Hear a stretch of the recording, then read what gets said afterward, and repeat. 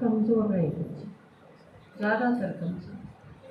तो जितनी तैयारी इनकी ज्ञान योग की होनी चाहिए थी, उस हिसाब से तैयारी कम थी। तो बल्कि मैं सोचूंगी जानते पहले इनका ये सब इस लेवल के जो भी बच्चे हैं उनका वैसे ही लिखित टेस्ट लिया ही जाए, जो भी पार्टिसिपेट करना चाहे उसमें, क्योंकि असली तैयारी उससे होगी, वो असली चीज़ है। जैसे रेस है, रेस में बच्चा ने पार्टिसिपेट करा, लेकिन अगर ज्ञान नहीं है तो भी कर सके हैं। गेम ऐसी चीज़ है जो इनके खेल थे, जैसे बोरी रेस है, लेमन रेस है, 3 लेग रेस है या 100 मीटर की रेस थी, उसमें गेम के जितनी भी चीज़ हुए हैं वो आप किसी भी बच्चा उसमें पार्टिसिपेट कर सके। हमारे बच्चे लेके आए इनाम, वो बहुत अच्छी बात है, लेकिन मैं यह चीज़ जरूर, मेरे खातर 2 ही चीज़ थी देखने की। सिंगिंग भी है, बच्चे अच्छा गावे हैं तो प्राइज ले लेंगे क्योंकि वो गान से रिलेटेड है, लेकिन स्पीच कंपटीशन, क्योंकि उस पर बाबा के बारे में बोलना होगा, यज्ञ में खासकर जब जाऊँ तो आपने अपने तर्क देने हुए हैं। जैसे इस बार विषय रखा गया था गीता का भगवान कौन, तो आपने अपनी बात रखनी हो है कि आप यह चीज़ किस तरह प्रूव करोगे कि गीता का भगवान श्री कृष्ण ही शिव है। और यह चीज़ सिर्फ यज्ञ में नहीं और बाकी सारे संसार में भी सिद्ध करके बतानी है। या दूसरी चीज़ थी क्विज कंपटीशन, जिसमें बाबा की बायोग्राफी, जीवन कहानी और साप्ताहिक पाठ्यक्रम 2 चीज़ ली गई थी। तो आप ज्ञान में कितने पक्के हो वो इन 2 चीज़ों पर असेसमेंट हो सके इस चीज़। तो आप कितने रेगुलर हो, कितने पंक्चुअल हो, रोज मुरली सुनो हो कि नहीं, यज्ञ के प्रति लगाव है कि नहीं, वो सारी चीज़ आपकी इन चीज़ों से देखी जाए। बाकी सारी चीज़, कई चीज़ तो इस वजह से रखी जावे हैं कि उसमें बच्चे इंटरेस्ट लें, वो खुश होके ने उसमें पार्टिसिपेट कर सकें, अच्छी चीज़ हो। जैसे आपका डांस रखा गया, 1-2 बार डांस करवाया गया सारे बच्चों की, कि वो इंजॉय करें, आपके इंटरटेनमेंट का ध्यान रख के ने उस खातिर वह चीज़ रखी जाए। लेकिन उसमें 2-3 चीज़ इसी हुए हैं जो वाकई जिसमें नू देख लिया जावे है कि ये ज्ञान में पक्के हैं, वो उन चीज़ों का पता चले। जैसे मुरली सुनाई जावे है, आप तक पूछा जाए कि आज का वरदान क्या था, सुबह आपने मुरली सुनी थी, दोपहर में आप क्लास करो हो, और उस टाइम कोई पूछे कि आज का वरदान क्या था, जैसे मैं आप तक पूछूं आज का वरदान क्या था, किसके याद है? खड़े हो जाओ जिसके याद है आज का वरदान, खड़े हो। और किसके याद है? खड़े हो जाओ जिसके याद है आज का वरदान, वो खड़े हो जाओ। या आपकी असेसमेंट है, इससे पता चल जा है, हाँ खड़े हो जाओ, इससे पता चल जा है कि आप मुरली कितने जानते पढ़ो, आप रेगुलर कितने जानते पढ़ो, किस टाइम पढ़ो हो, कितनी आपके वे चीज़ ध्यान रहे। तो ये जो, जबकि ईपी आपने, अगर आपने पता चला होगा, जिसने मुरली पढ़ रखी है उसने बोला है कि पापा की आज की क्लास है मुरली पे थी सारी की सारी, योग दिवस में अगर थोड़ा सा निकाल दो तो बाकी पूरी क्लास तो आज की मुरली पे है। संतोष बहन जी सुनाओ। से याद हो तो आसान होगा, दिमाग पे करना मुश्किल होगा, वो बाबा याद नहीं कर पाएंगे। तो मुश्किल का समय याद होगा तो वो आत्मा निरंतर समाई होगी। सुनी पहले निरंतर, और भी किसी के याद है? ताली बजाओ इनकी दोनों की। बैठो। आज की मुरली में बाबा ने 4 चीज़ों में निश्चय की बात करी। कौन सी 4 चीज़ों में निश्चय की बात करी? जिसके याद है खड़े हो जाओ। ये भी आपने रिवाइज करा है।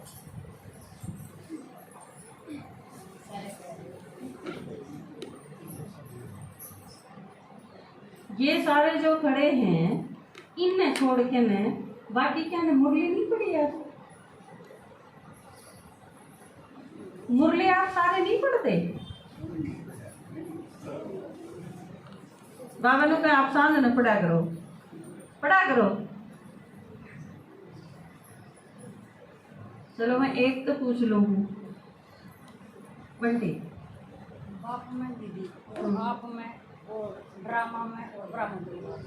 चलो ताली बजा दो सारे। बैठ जाओ, बैठ जाओ आप सारे। बाबा ने कहा आप सारे शाम न पढ़ा करो, बाकी जो रह गए वो सांझ न पढ़ा करें। तो कल सांझ वाला बता दो। मुरली तो कल शाम की भी थी ना, कल शाम वाला तो फिर सारा की याद होना चाहिए, क्यों कल मी आ गया था। तो मी में वरदान बह गया। हैं? काल का वरदान स्लोगन मी में चला गया कि आप सारे मुरली ध्यान से पढ़ा करो। आजकल तो एक चीज आप खातर है, आपने मेरा मोबाइल का आविष्कार आप खातर करा गया है, सारे खातर मोबाइल बनाया, सारी दुनिया उसका फायदा उठाने लग रही, हम देखते हैं नहीं जिस खातर करा था। सबसे अच्छा फायदा है सवेरे उठती है मुरली पढ़ो। आजकल तो किमें लिखने का सिस्टम ना, और किमें आप मोबाइल उठाओ उसमें बोलो आज की मुरली, वैसे ले आज की मुरली आ जाएगी। अब दाब दो उसने फटाफट सुनाना शुरू कर देगी। ये हो जा रही है, हीरे जी सा युग है ना। आप हीरे जी सा युग क्यों कर है यह चीज देखोगे तो बेरा पटेगा। तो आप सवेरे उठती हैं पहला काम मुरली सुन दो। आपने एक वो नहीं आया करती, एक प्यारा सा वो आया करता, एक ये जिस तरह चित्र हुए हैं उस पर एक स्लोगन लिखे रहा करें, जैसे खुशी की परिभाषा, क्या मैंने जो मांगा वो नहीं मिला, मुझे वो मिला जो मुझे चाहिए था, लेटर टू गॉड, बाप को पत्र, और ये बहुत सारी चीज़ थी उसमें। तो उसे में एक चीज़ जो है ऊपर से लेके नीचे से ही काफ़ी पॉइंट्स हैं उसमें, 20-22 पॉइंट। वो ये किलंगाड़े पढ़ा करें, मैंने इनकी क्लास में देखे हैं। ये सबसे पहले मुरली शुरू करने से पहले उठा के उसने पूरा न पढ़ा करें। उसमें वो है ना, समय हो गया मीठे बच्चे मुरली सुन लो। उसमें उसके हर लास्ट की लाइन में जो आवा है मुरली सुन लो, मुरली सुन लो। तो यह चीज़ आप सवेरे उठती हैं, जब आँख खुलें तो उठते हैं मुरली सुन लो पहले, ठीक है। कई तो इसे महानुभाव हैं सवेरे 8 बजे तो पहले 3-3 बार पढ़ते हैं, आपने बेरा को नहीं। तो वह सारे घोट नहीं लेंगे मुरली ने। गोपिकाएं की जो बात करे है बाबा, वो संगम युग की बात करे है इस टाइम की। तो आप सारे में तो गोपिका कौन कौन है? आज बाबा ने मुरली चलाई ने, निश्चय की बात थी, निश्चय की बात थी आज। जिसने निश्चय है हम गोपिका, हाँ वो हाथ उठाइयो। करीन में तो बिना मुरली की गोपिका कौन कौन है? हाथ तो उठाओ सारे, जिसने भी उठा रखा था, शाबाश। अरे मैं पीटूं को नहीं, उठाओ।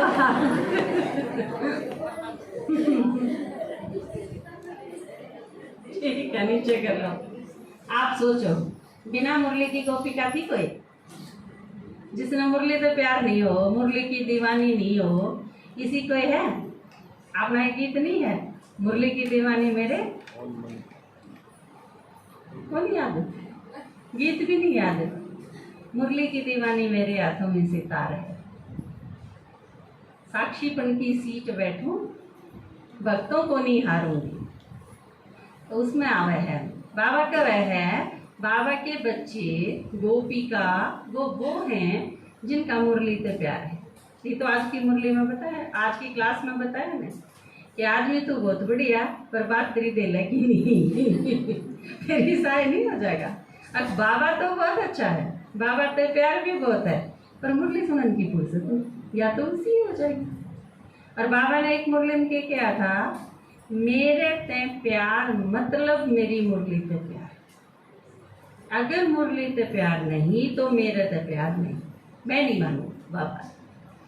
तो यह निशानी है बाप से प्यार की। तो आप सवेरे उठती हैं एक बार मुरली पढ़े। इसका मतलब यो नहीं कि फिर उस दिन क्लास में नहीं जाना। क्लास में जाके मुरली सुनना कंपलसरी है आपका, क्योंकि वो दूसरा निश्चय आ जाए है उधर। सवेरे उठती है आपने मुरली सुनी, इसका मतलब बाप में निश्चय, और आपने क्लास में जाके मुरली सुनी, इसका मतलब ये है ब्राह्मण परिवार में निश्चय। क्योंकि आप जड़े क्लास में मुरली सुनन जाओ हो वो आपका ब्राह्मण परिवार है।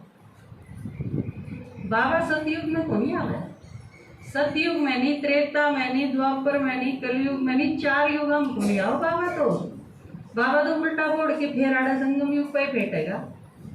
इतने 4 युग के करोगे, ब्राह्मण परिवार बिना काम चलेगा? पूरे 84 जन्मा में ब्राह्मण परिवार चाहिएगा। तो ब्राह्मण परिवार में निश्चय की बात कौन करे है? इनडायरेक्ट अगर आप समझो तो यो भी बाबा में निश्चय है, क्योंकि ब्राह्मण परिवार किसका बनाया हुआ है? बाबा का। जब किसी के खटपट हो ना तो उस टाइम न्यू सोच लिया करो, यू भी उससे भगवान का छांटा हुआ है जिसकी मैं छांटी हुई, जिसका आपने न्यू लगा है कि तो जमा कर छांट लिया बाबा ने। उस टाइम यह चीज ध्यान में आ जानी चाहिए, भगवान ने राजधानी स्थापन करने खातिर ब्राह्मण परिवार छाटे। ये सारे आप खातिर काम के हैं। आपके घर में सारे हैं, बाण भाई माँ बाप पूरा परिवार सब कुछ सारी चीज है, बढ़िया डाल चल रहा है। और काम वाली ना आवे तो काम चल जाएगा, उस बिना भी कौन चले। तो इसका मतलब है सारी चीज व्यवस्थित रूप से चाली जा, इस खातिर उसकी जरूरत है ना। तो आप देखो आपके परिवार का कितना जरूरी हिस्सा है। नुए हर आदमी जरूरी है, चौकीदार भी जरूरी है, बाग है तो माड़ी भी जरूरी है, आप किते जाओगे तो ड्राइवर भी जरूरी है, आप बैठे हो तो प्रजा भी जरूरी है, दरबार भी जरूरी है। हर चीज का अपना महत्व है, सारी चीज काम की है।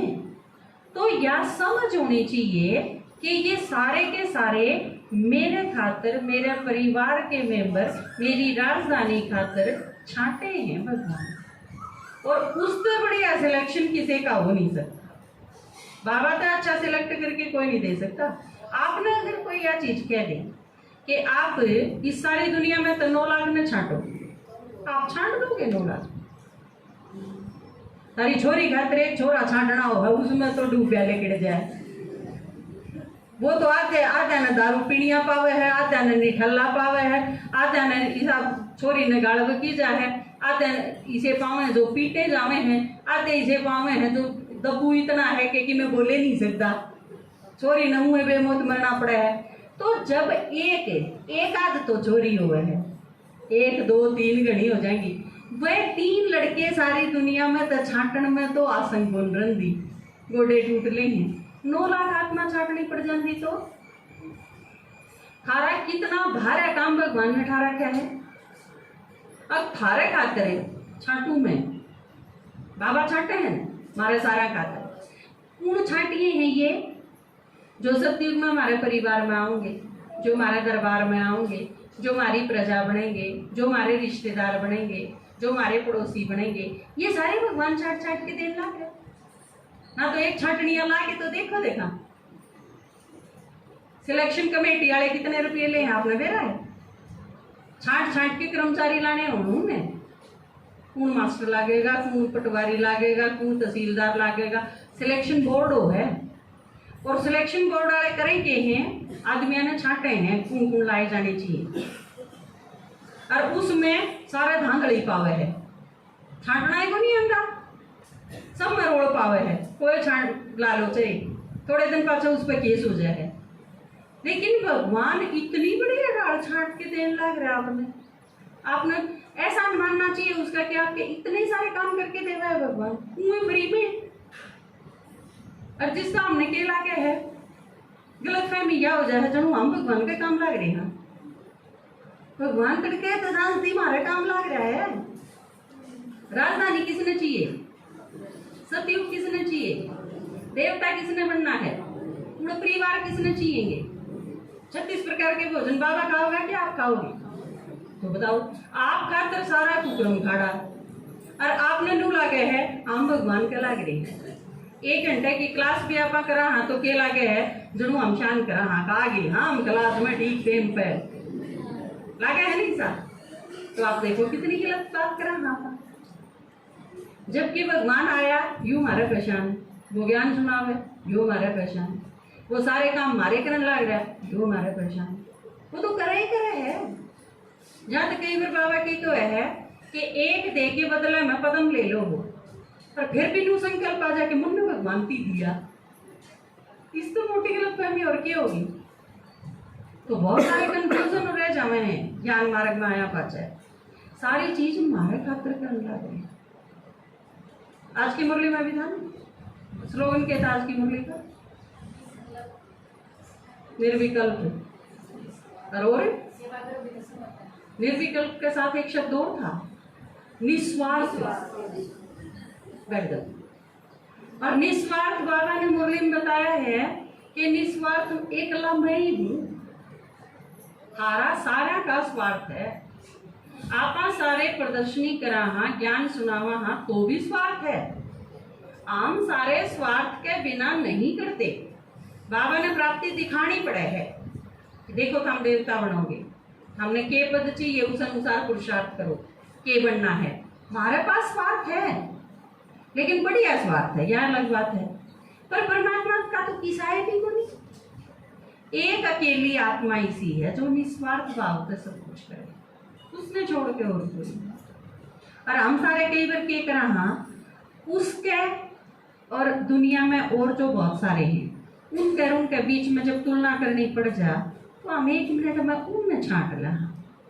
बाबा की बजाय 2 चीज़ों में जब भी तुलना करने का बखत आवे है हम बाबा की बजाय दूसरी चीज में 1 सेकंड में छांट ला। छुट्टी मांगना वो भी बाबा ने कमतर आंकड़ा है। एक्सक्यूज देना, बहानेबाजी करना, कुछ भी बताना उसकी जगह पे अब तेरे पास मैं नहीं आ सकती क्योंकि वो क्योंकि कम आंकड़ा है भगवान, उसका आगे कोई एक्सक्यूज हो सके है।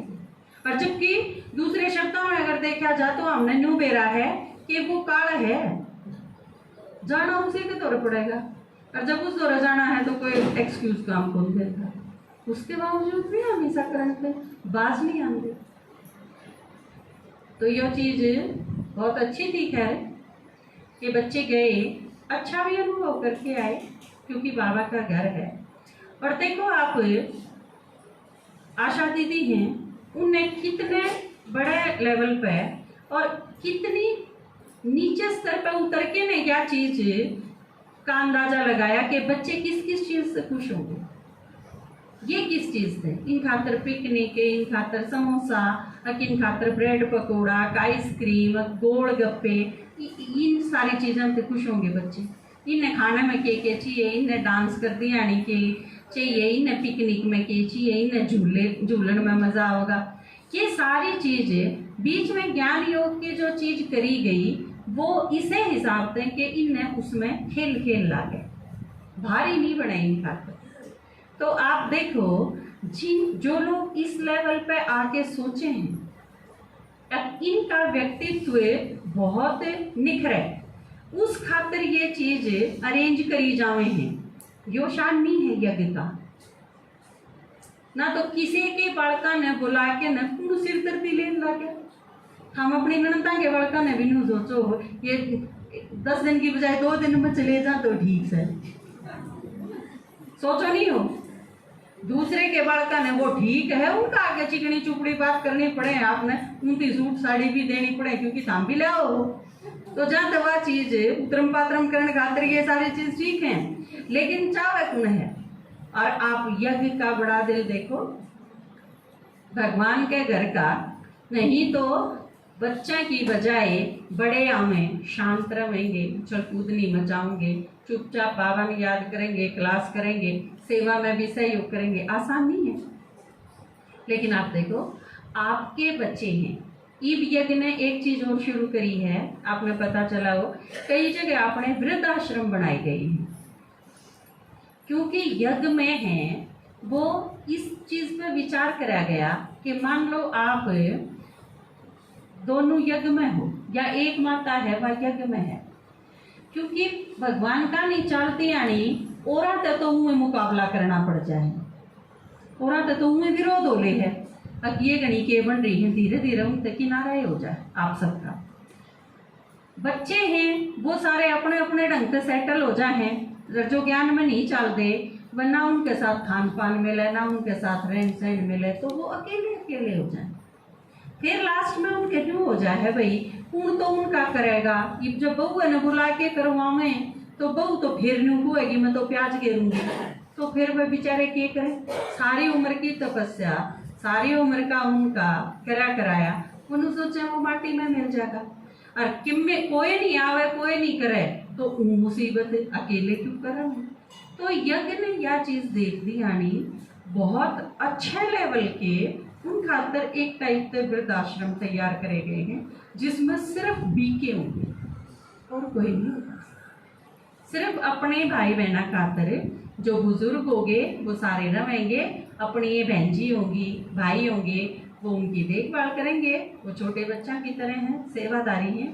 और इस टाइप से खान पान उनका बाबा का, मुरली क्लास उनकी, बीच में उनका डिस्कशन, योग का टाइम, मतलब पूरी तरह उनकी बाबा के यज्ञ की दिनचर्या और उनका ख्याल रखा जाता। उन्हें अगर दिक्कत हुआ है कोई स्वास्थ्य संबंधी तो उनका तो डॉक्टर्स का प्रबंध है। तो इस या बहुत अच्छी शुरुआत है कि जो बीके हैं उन खातर यह चीज सोच के ने करी गई या बहुत, और समय की मांग है। तो इसी तरह आपके बच्चे हैं, आपके बच्चा खातर भी यह चीज सोच के वो क्यों करा गया है कि आप बुजुर्ग होते जाओगे, आपके बच्चे बड़े होंगे और वो अगर बाबा के बच्चे बनेंगे तो आपका बुढ़ापा सुखदायक होगा। कि जिसकी वो ज्ञान में है उसने सोचने की जरूरत है नहीं।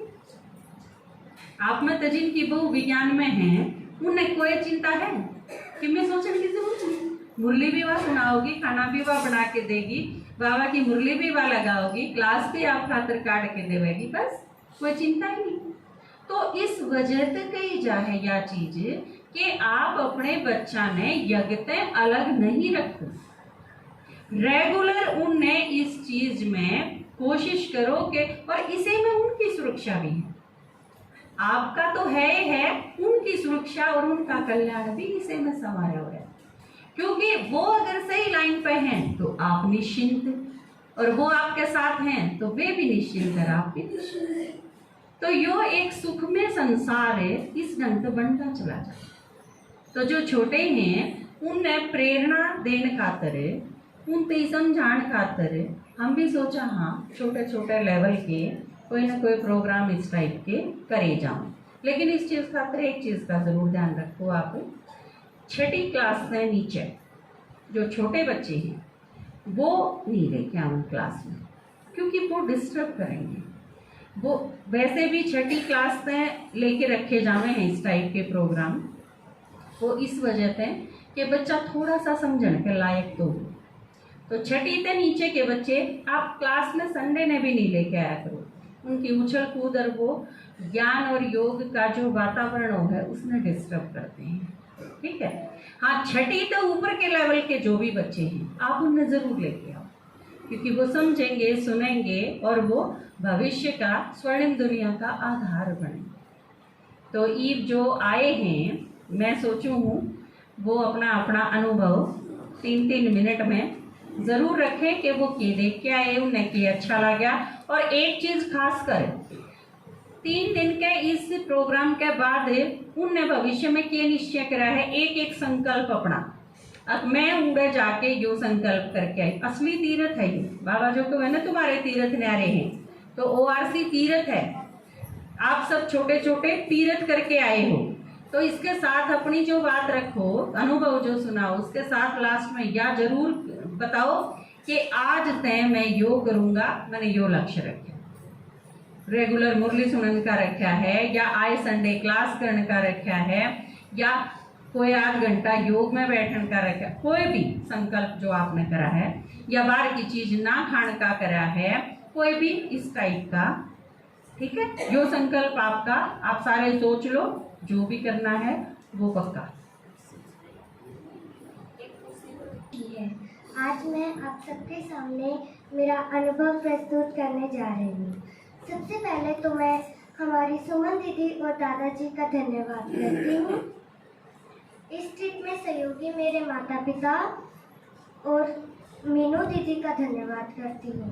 मीनू दीदी हमारी गाइड थी जो हमें संभाल रही थी वहाँ पे। हम जब वहाँ पहुँचे तो ऐसा लगा जैसे शिव बाबा खुद आए हैं हमारा स्वागत करने। हमें ओआरसी में जाते ही ब्रह्मा भोजन दिया गया, बहुत स्वादिष्ट था। मुझे वहाँ पे दो चीज़ बहुत अच्छी लगी, खाना और सुमन दीदी ने, मीनू दीदी ने हमारा बहुत अच्छे से ध्यान रखा। वहाँ हर रोज़ क्लासेस होती थी जिसमें हमें बहुत मज़ा आता था। अलग अलग तरह की एक्टिविटीज़ भी करवाई जाती थी, खेल कूद, भाग दौड़ आदि। वहाँ हर तरह की सुविधाएं थी। मन कर रहा था बस बाबा के घर में रुक जाऊं। ओम शांति।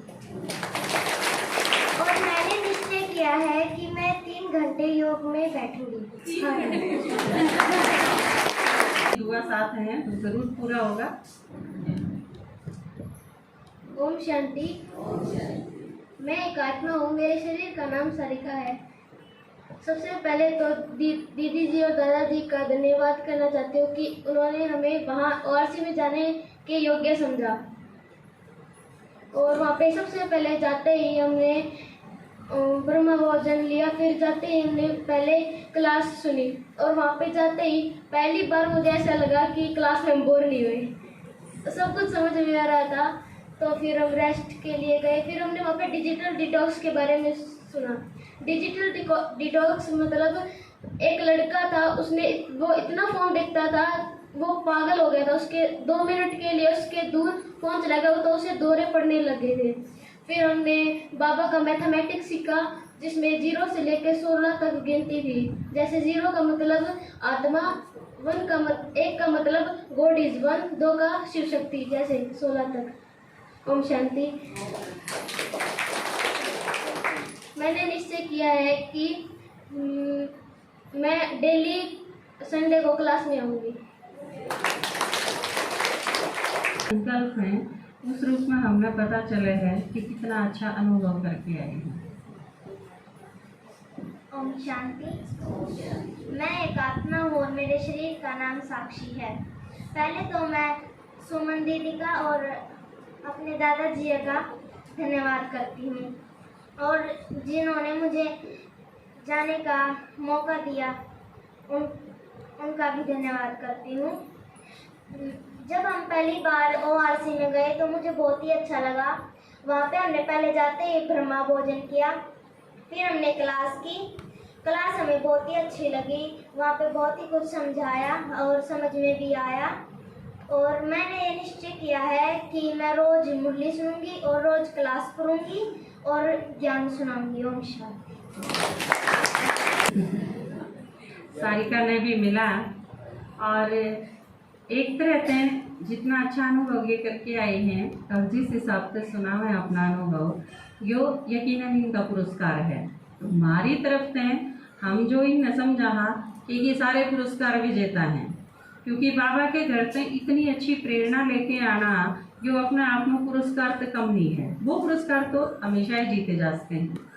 बाकी तनिष्क परम ये रेस में फर्स्ट सेकंड 2 प्राइज जीते और कंसोलेशन प्राइज जीता संगीत में, म्यूज़िक में। सारिका ने गीत गाया था उसमें। तो यह चीज़ भी बहुत अच्छी रही क्योंकि ये जितने गए थे उसमें तो इतने मेडल आना, इन्हें यह चीज़ दिखा दी कि हम हरियाणा के हाँ क्योंकि हरियाणा वाले कितने भी जाओ हैं तो आदमी जितने हुए हैं पूरे देश ने देखी, बहुत सारे मेडल जोड़ी में लेके आए हैं। तो ये भी अपने आप ने ये चरितार्थ करके आए हैं इस चीज़ में कि हाँ ये उदय के। ओम शांति। मैं एक आत्मा हूँ, मेरे शरीर का नाम तनीश है। हम दीदी और सुमन दीदी और दादा का धन्यवाद करते हैं कि हमें एक और आरसी में जाने के मौका दिया। उधर सबसे पहले हमने उधर जाकर ब्रह्मा भोजन किया, फिर हम रेस्ट के लिए आए। फिर हमारे गाइड का नाम मीनू भाई है।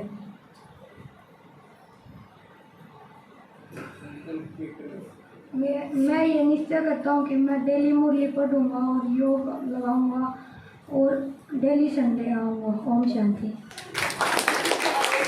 शांति। मैं एक आत्मा हूँ, मेरे शरीर का नाम परम है। पहले तो मैं दीदी और दादा का धन्यवाद करता हूँ कि हमें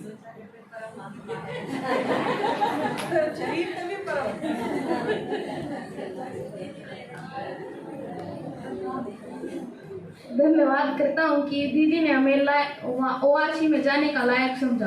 पहले वहाँ पर जाते ही हमें ब्रह्मा भोजन दिया गया। फिर हम रेस्ट करने गए। पहले दिन वहाँ पर संगीत डांस हुआ। दूसरे दिन हमारी क्लास हुई। सुबह हम 3:30 बजे उठते थे। फिर हम योग करने के लिए जाते थे। फिर आशा दादी हमें मुरली सुनाती थी। वहाँ पर हमारी बहुत सारी क्लास हुई। गॉड्स मैथमेटिक्स, सेल्फ डिसिप्लिन, ऐसी। मैं संकल्प करता हूँ कि मैं रोज मुरली पढ़ूंगा। ओम शांति।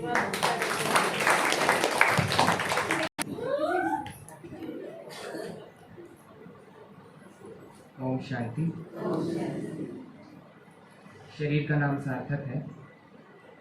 बाकी ग्रुप से थोड़ा पहले मैं ORC पहुंचा था। भोजन किया, फिर ब्रह्मा भोजन खाया।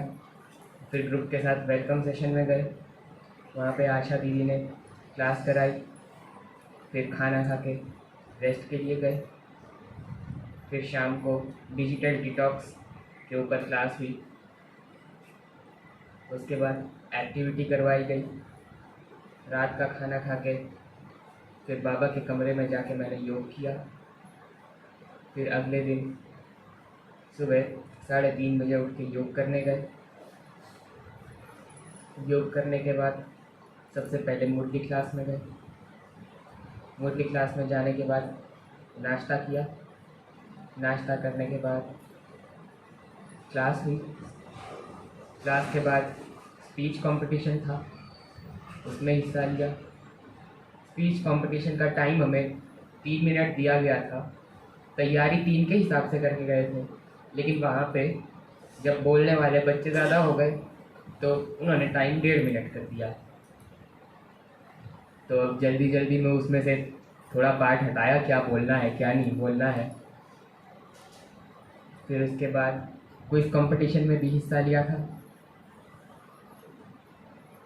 और आखिरी दिन सुबह आशा दीदी की मुरली सुनी, क्लास हुई। फिर भोजन करके आशा दीदी ने टोली दी और सबको बड़े प्यार से विदा किया। और जहाँ तक अभी दीदी ने बोला है कि खाने पीने का भी बताना है, तो वो भी बताना पड़ेगा अब। तो आशा दीदी ने किसी प्रकार की कोई कमी नहीं करी। सब चीज़ मिली खाने के लिए। आइसक्रीम, ब्रेड पकौड़ा, राजमा चावल, पिज़्ज़ा, सब कुछ खिलाया। गोलगप्पे खिलाए। मतलब अगर किसी प्रकार की कमी हुई तो सब कुछ खाने के लिए सब हमें दिया गया, ताकि बच्चों को किसी प्रकार की कोई कमी ना रहे। बहुत अच्छे टॉपिक्स पर हमारी क्लासेस हुई। डिजिटल डिटॉक्स, भगवान का गणित, हमें और हमारे भोजन के ऊपर एक डॉक्टर भाई ने क्लास करवाई थी। हमारा भोजन किस प्रकार का होना चाहिए, और रहने की व्यवस्था बहुत अच्छी लगी। गाइड हमारे मीनू भाई थे।